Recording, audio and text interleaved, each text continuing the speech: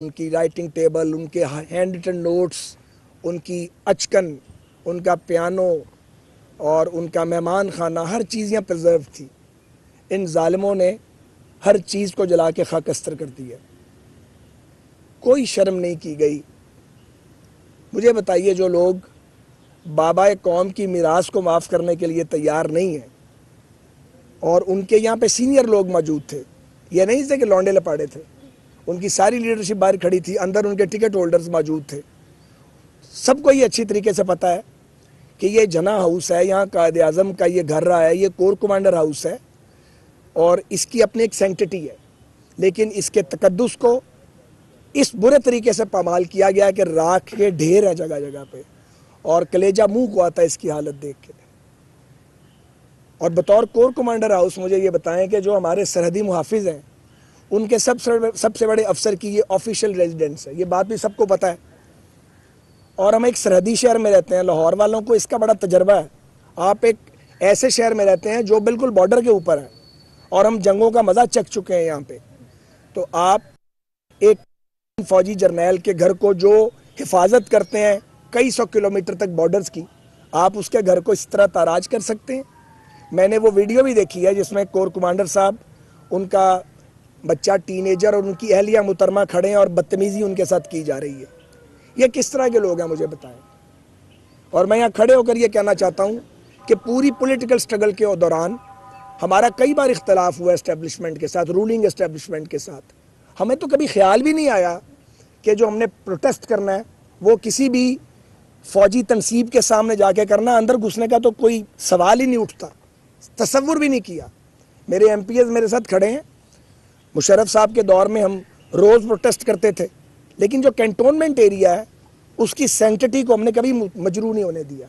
एक सोल्जर ने कहना है कि आप यहाँ से नहीं गुजरेंगे तो हम वहाँ से गुजरे नहीं। सारा कुछ भुगता है हमने, इन्होंने तो बेचारों ने भुगता ही कुछ नहीं है। लेकिन हमने जो एहतजाज है, जो पॉलिटिक्स है और जो हमारे मुहाफिज हैं, उसके दरमियान तमीज़ रखी है हमेशा, और ये हर एक ने किया है, ये हर एक ने किया यहाँ पे। और ये जिन लोगों को इस्तेमाल किया गया है, जिन नौजवानों को वर्गलाया गया है, पढ़े लिखे लोग, कोई डॉक्टर है, कोई इंजीनियर है, आप सोचें कितने नफरत के इंजेक्शन लगाए गए हैं, कितनी नफरत भरी गई अंदर। ऑपरेट कोई कर रहा है, इस्तेमाल कोई कर रहा है, इस्तेमाल कोई हो रहा है। पता नहीं कितनी लेयर्स हैं इस साजिश की जो पता लगेंगी। ये जो आग लगी है, ये कोई पेट्रोल से तो नहीं लगी हुई, या ये माचिस की तीली से नहीं लगी हुई, ये तो केमिकल से लगी हुई आग है। मुंह से बोल रही है। ये केमिकल क्यों थे उनके हाथों में? किसने दिए? किसने ये मनसूबाबंदी की? हमने जेलों में गए, बेगुनाह जेलों में गए, हंसते हंसते गए, साल 1.5 साल जितना टाइम था काटा, वापस आ गए। उस वक्त भी इतनी गर्मी थी, इतनी ही तकलीफ थी। मुल्क पर एक नकाब पोश मार्शल लॉ लगा हुआ था। मैं कभी, आपको पता, कहने से बाज नहीं आता ये बात, लेकिन हमें पता था कि कौन क्या कर रहा है। आप अपनी मुसल्लह अफवाज को एम्बेरस नहीं कर सकते। दुनिया की कोई कौम अपनी फ़ौज को एम्बेरस नहीं करती। तो आपके लिए जाने देते हैं, वो बॉर्डर्स पे आपके लिए, आपको प्रोटेक्ट करते हैं। और पाकिस्तान की फ़ौज तो एक दोहरी जंग लड़ रही है, बॉर्डर्स के बाहर भी लड़ रही है और बॉर्डर्स के अंदर भी लड़ रही है। तो एक फ़ौज जो जाने दे रही हो और जो हालत जंग में हो, आप उसके साथ ऐसा कैसे कर सकते हैं? और कितना मुश्किल होगा जो दुश्मन को 5 गुना ताकतवर दुश्मन को अपने सीनों पे रोक के खड़े हैं, इनको रोकना उनके लिए कोई मसला होगा? लेकिन मैं ये समझता हूँ कि ये सोचा गया होगा कि कोई बेगुनाह जो है उसकी जान ना चली जाए, किसी गुनाहगार की भी जान ना चली जाए। पर इसका नाजायज़ फ़ायदा तो नहीं उठाया जा सकता, इसको कमज़ोरी तो नहीं समझा जाना चाहिए। मैं खुद एक थॉरोब्रेड डेमोक्रेट हूँ, किसी मार्शल लॉ की कभी हिमायत नहीं की, और मेरे ख़ानदान ने तो थ्रू आउट उसको अपोज़ किया। लेकिन मुझे याद है जब अयूब खान साहब के दौर में 65 की जंग लड़ी, मेरे वालिद साहब उनके सख्त तरीन नाकद थे, जेलों में जाते थे, वॉर कमेटी बनी, वो उसका हिस्सा थे। क्योंकि आप अपनी फ़ौज को मजबूत करते हैं, कौम अपनी फ़ौज के साथ खड़ी होती है। जो लोग अपनी फ़ौज को टारगेट करें, उनसे बड़ा कोई बदबख्त और बदकिस्मत नहीं हो सकता। तो ये फ़ौज के वक़ार की भी अलामत है ये घर। ये कायद आज़म मोहम्मद अली जना के हवाले से इसका एक तकद्दुस है। और फिर GHQ जो हमारी ताकत की अलामत है, जो पाकिस्तान की हैबत की अलामत है, आप उस पर पिल पड़े। और फिर MM आलम का जहाज़ जो हमारे जो फाइटर पायलट हैं उनकी अजमत का सबूत आपने उसे जला दिया। फिर आपने जो सुपीरियर हमारी एजेंसी है उसके दफातर पे आपने हमले किए। तो ये कहीं डिज़ाइन हुआ होगा ना बैठ के। यार सारी ज़िंदगी हमने सियासी एहतजाज किया, आप में से बहुत सारे हमारे साथ ग्रो किए हैं, आपने सालों से ये देखा है। मुझे बताइए ये जगह है एहतजाज करने वाली या चेयरिंग क्रॉस है? यहाँ क्यों आए हैं आप? यहाँ कौन लेके आया आप? 3 अतराफ से हमला किया गया कोर कमांडर हाउस पे।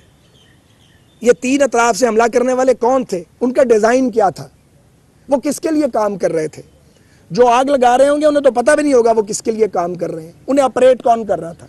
ये इतना सादा नहीं है, ये मजलूमियत की कहानी नहीं है। तो इसलिए हम सब इस कभी तरीन फेल की जो पाकिस्तान की तारीख में कभी नहीं हुआ, इसकी सख्त तरीन अल्फाज में मजम्मत करते हैं। हम सब अफवाज पाकिस्तान के साथ, शोहदा के वारिसों के साथ, अपने गाजियों के साथ अपनी यकजहती का, सॉलिडारिटी का पूरी आवाज़ के साथ, जज्बे के साथ इजहार करते हैं।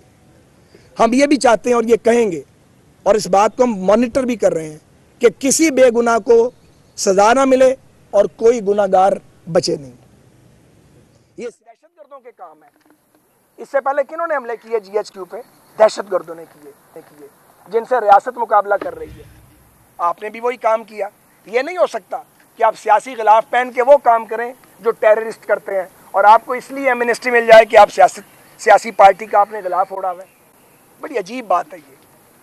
तो एक यकीन करें कि जिन साहब ने, जो उनके लीडर हैं, उनके और बहुत सारे जुराइम हैं। सबसे बड़ा जुर्म ये है कि उन्होंने एक पूरे नौजवानों की एक नस्ल को, उसके दिमागों को आलूदा कर दिया, जहर से भर दिया उनके दिमागों को। लीडरशिप का काम है कि वो नौजवानों को मुस्तकबिल का रास्ता दिखाएं, वो उनको टेक्नोलॉजी की बात समझाएं, वो उन्हें शफाफियत की बात समझाएं। नौजवानों को ये कहना कि तुम पिल पढ़ो। सियासी लीडर तो जेलों में जाते हैं, कभी ठीक जाते हैं, कभी गलत जाते हैं, ऐसे थोड़ी करते हैं। यहाँ तो इस मुल्क में नवाज शरीफ साहब और उनकी बेटी सज़ा काटने के लिए खुद आ गए थे। यहाँ लोग फांसियों पे झूले हैं, यहाँ लोगों ने जानें दी हैं। ज़रा ठहर जाएं सारे लोग, यहाँ लोगों ने जानें दी हैं। तो ये मुझे आप बताइए कि ये तरीक़ाकार क्या है और इसका क्या जवाब है उनके पास? उन्हें पूरी कौम से माफ़ी मांगनी चाहिए, उनकी पार्टी और लीडरशिप को माफ़ी मांगनी चाहिए, उन्हें अपनी नदामत और गलती का तस्लीम उसे करना चाहिए, बरसर-ए-आम पब्लिकली अपॉलॉजी करनी चाहिए कौम से, अफवाज पाकिस्तान से माजरत करनी चाहिए। क्योंकि ये पॉलिटिक्स नहीं है, ये एहतजाज नहीं है, ये हमला है, ये दहशतगर्दी है, ये तखरीबकारी है, ये शरपसंदी है। सियासत का ये कोई तरीका नहीं है। पाकिस्तान में बहुत सी पॉलिटिकल पार्टीज़ हैं जिन्होंने मुख्तलिफ मुश्किल अदवार देखे हैं, उन्होंने जद्दोजहद की है, लोग मार्शल लॉ के ख़िलाफ़ लड़े हैं। ऐसा तो कभी किसी ने सोचा भी नहीं जो आपने कर दिखाया। जो काम इंडिया नहीं कर सका, जो इंडियंस काम नहीं कर सके, वो काम आपने कर दिया। जो TTP नहीं कर सकी कामयाबी से, वो आपने कर दिखाया, सियासत की गार्ब में, सियासत की आड़ में। तो इसको कबूल भी नहीं किया जा सकता, इसको तस्लीम भी नहीं किया जा सकता, इसको सिर्फ मुस्तरद किया जा सकता है, इससे इजहार बरात किया जा सकता है, इसकी मजम्मत की जा सकती है। तो मैं एक बार फिर आप सब अरकान प्रेस का शुक्रगुजार हूँ। अगर आप कोई बात करना चाहें इस हवाले से तो मैं उसके लिए तहरीक इंसाफ पर पाबंदी लगाई जाए, तो इसके हवाले से कोई बात हुई है कि मुस्तकिल करीब में इसके ऊपर वफाकी हुकूमत को ऐसा फैसला सामने आ सकता है कि उस पर पाबंदी लगाई जाए? पाबंदी वाली बात मेरे इल्म में तो कोई नहीं है। तो जो आपने मुज़ाकरात की बात की है, ये बड़ा अहम सवाल है। पूरी कौम को पता है कि मुज़ाकरात के दौर हुए, मैं उस सारे अमल का हिस्सा भी था और मुझे ये कहने में कोई बात नहीं है कि अपने बहुत से दोस्तों के इख्तलाफ के बावजूद इनिशिएट करने वालों भी शामिल था। इनिशिएट किया जिन लोगों ने कि बात करनी चाहिए। बात करने का कोई माहौल होता है, बात करने का कोई एजेंडा होता है। जब वक्त था और हमने बात की तो इनकी टीम जो थी वो भी रीज़नेबल बात कर रही थी। बात तो तय हो गई थी, बात तय हो गई थी। बात क्या थी? इलेक्शन करवाना है, पूरे मुल्क में एक वक्त में कराना है। वो तो सब चाहते हैं इलेक्शन हो, एक वक्त में हो, आइन के मुताबिक हो, ट्रांसपेरेंट हो, इस पर तो कोई इख्तलाफ ही नहीं है। डेट का इख्तलाफ था, वो भी हमने तकरीबन तय कर लिया था। जब इनकी टीम वापस इनके पास गई, इन्होंने कहा कि नथिंग डूइंग, बंद कर दो अपना इन मज़ाकरात। और अगर मैं गलत कह रहा हूँ तो इनकी मज़ाकराती टीम में कुछ लोग अभी इनके साथ हैं, कुछ जो हैं वो घर बैठ गए हैं, कुछ छोड़ गए हैं। वो सारे पब्लिक फिगर्स हैं, उनसे पूछें, मेरा नाम लेके पूछें आप, मैं जिम्मेदारी कबूल करता हूँ। तो जब मज़ाकरात का माहौल हमने पैदा किया गालियाँ खा के भी, वो तो आपने नाकाम बना दिए। अब ये नहीं हो सकता कि आप मुल्क के वक़ार के जो अलामतें हैं उन पर हमला करें, आप दिफाई तनसीबात को टारगेट करें, आप गुंडागर्दी करें और आप समझें कि आप दबा लेंगे, और जब नाकाम हो जाएं तो फिर क्या मज़ाकरात करते हैं। वो एक कमेटी भाई साहब ने बना दी है उन्होंने, वो किससे मज़ाकरात करेगी? उनसे तो कोई मज़ाकरात नहीं कर रहा। सियासी जमातों को तो वो चोर कहते थे, गद्दार भी हमें कहते थे। हालांकि ये जो काम किया गया ये गद्दारों वाला काम है जो हमने कभी सोचा भी नहीं, इसलिए मज़ाकरात का ये माहौल नहीं है।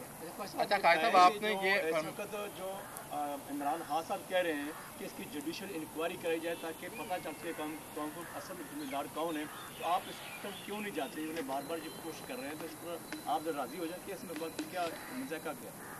मेरी ज़ाती राय ये है, सरकार की क्या राय है मुझे इस वक्त उसका पता नहीं है।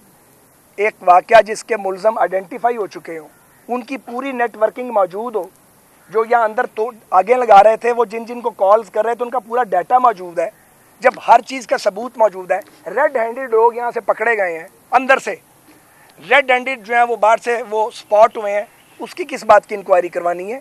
उनके अपने लोग कह रहे हैं कि हम बाहर भी मौजूद थे और अंदर भी मौजूद थे। तो जो कानून है, कोई नया कानून नहीं बनेगा, जो पुराना कानून है उसके मुताबिक होगा। और जो मिलिट्री एक्ट है वो कोई आज नहीं बना, 52 का आइन है, उसके बाद 97 में उसको दोबारा उसको मॉडिफाई किया गया। 26 साल से वही लॉ ऑफ लैंड है, और उस लॉ ऑफ लैंड से अगर कोई इनहराफ करेगा तो अपील की 3 गुंजाइशें हैं, बाकी जगह 2 होती हैं। आपकी इतला के लिए एक मिनट मिलिट्री कोर्ट एक जो भी अनाउंसमेंट करेगी, आर्मी चीफ के पास भी अथॉरिटी है, उसके बाद आपके पास हाई कोर्ट है, उसके बाद आपके पास सुप्रीम कोर्ट है। कोई नया कानून तो नहीं बन रहा, कोई नया कानून नहीं बन रहा। और जो लोग बराह रास्त मुलव्वस हैं फौजी तनसीबात पे हमले के, आगे लगाने के फौजी तनसीबात पे, उनको क्या कहा जाए? कानून में उनके लिए जो लिखा हुआ वो होगा। अगर कोई बेगुनाह होगा तो कानून की अदालत से छूट जाएगा, लेकिन ये नहीं हो सकता कि आपको फ्री जाने दिया जाए कि आपको कोई कुछ भी नहीं कहेगा। भाई साहब ये बताइएगा कि यकीनन ये काबिल मुज़म्मत वाक़यात है और दुनिया भर में हमारी जगह है, लेकिन सिविल इंतज़ामिया कहाँ थी जिसका काम था उस मौत को रोकना? उनका कौन मुहासबा करेगा कि जिनने किसी ने उनको रोका तक नहीं, जिनकी रिस्पॉन्सिबिलिटी जिम्मेदारी थी उनसे कौन पूछेगा? मैं मरकज़ी हुकूमत का नुमाइंदा हूँ, पंजाब में एक केयरटेकर गवर्नमेंट है। एज ए सियासतदान ख्वाजा साहब ये फरमाइएगा कि ये एक सानहा था आर्मी तनसीबात पर हमला करना, जिनाह का हाउस तो जल गया, अब जिनाह के पाकिस्तान को बचाने के लिए क्या सियासतदानों को तमाम मुकातबे फिक्र को इकट्ठा नहीं होना चाहिए? क्या कहेंगे इस बारे में? तो आप सब जानते हैं कि मैं बातचीत वाला आदमी हूँ, बहुत लड़ाई लड़ी है ज़िंदगी में, तो जवानी में बहुत लड़ाई हो चुकी है, इसलिए मैं लड़ता नहीं हूँ, चीज़ें जोड़ने की बात करता हूँ। लेकिन मैं फिर कहूँगा बातचीत का एक माहौल होता है। जब हम ये कह रहे थे कि अगर आप बातचीत नहीं करेंगे तो मंजिल खो देंगे, जब हम ये कह रहे थे कि आप बातचीत नहीं करेंगे तो इलेक्शन ये ना हो, नजर ही ना आए, ये कह रहे थे ना, कोई मुंह पे नकाब डाल के तो बातें नहीं कर रहे थे, उस वक्त वो टॉन्ट कर रहे थे। और पता नहीं किस हवाओं में थे वो, हवा ये थी वो भी सुन लें। उन्होंने इतना जहर के इंजेक्शन लगाए हुए हैं लोगों के दिमागों में। वो एक कल्ट फॉलोइंग थी ना, उनका ख्याल था कल्ट फॉलोइंग से मैं उल्टा दूंगा, ऐसे नहीं उलट सकता। कल्ट फॉलोइंग से उल्टाया नहीं जा सकता और रियासत को आगे भी नहीं लगाया जा सकता। इलेक्शन कब होने जा रहे हैं? इलेक्शन तो आइन के मुताबिक होंगे इंशाल्लाह ताला। आइन में इसकी गुंजाइश मौजूद है ना, अगर तो असेंबली को आप नेशनल असेंबली को डिज़ोल्व करते हैं तो 90 डेज़ हैं, और अगर डिज़ोल्व नहीं करते तो 60 डेज़ है, और आइनी मुद्दत के मुताबिक इंशाल्लाह होंगे। मैं आपको अर्ज़ कर दूं, मैंने सुप्रीम कोर्ट ऑफ पाकिस्तान में भी चीफ जस्टिस साहब के सामने भी ये स्टेटमेंट दी है, मैं अब भी ऑन द रिकॉर्ड हूँ। फेडरल गवर्नमेंट अपनी आइनी मुद्दत से एक दिन आगे नहीं जाना चाहती, ना हम जाएंगे इंशाल्लाह ताला। हम जमहूरी लोग हैं, को पहली बार तो नहीं इलेक्शन लड़ने जा रहे यार, सीधी सी बात। बहुत बहुत शुक्रिया। ये आखिरी सवाल ले लें, आपने कहा कि उन लोगों को नहीं पता चल रहा था जो ये काम कर रहे थे, या उन्हें नहीं पता, जो पीछे लोग थे उन लोगों के बारे में कोई फरमा दीजिएगा कि उनके लिए क्या सजा है? सर वो मेरा काम नहीं है, ना मैं प्रोसिक्यूटर हूँ ना मैं इन्वेस्टिगेटर हूँ, जिनकी जिम्मेदारी है वो अपना काम कर रहे हैं। ऐसा भी समझिएगा कि तहरीक इंसाफ का जो आपने देख लिया कुछ इन्होंने यहाँ पे किया, आगे उनका मुस्तकबिल का देखते हैं वो पता नहीं यार, ये तो उनको पता होगा। बहुत बहुत शुक्रिया। जो अपनी फौज को टारगेट करें उनसे बड़ा कोई बदबख्त नहीं हो सकता। आप GHQ पर पिल पड़े, आपने स्पेयर एजेंसी के दफातर पर हमले किए, ये सब कुछ कहीं बैठकर डिज़ाइन हुआ होगा। 9 मई को सब कुछ मंसूबाबंदी से किया गया, ऐसा कहना है ख्वाजा साद रफ़ीक का, जो कि मीडिया से बातचीत कर रहे थे।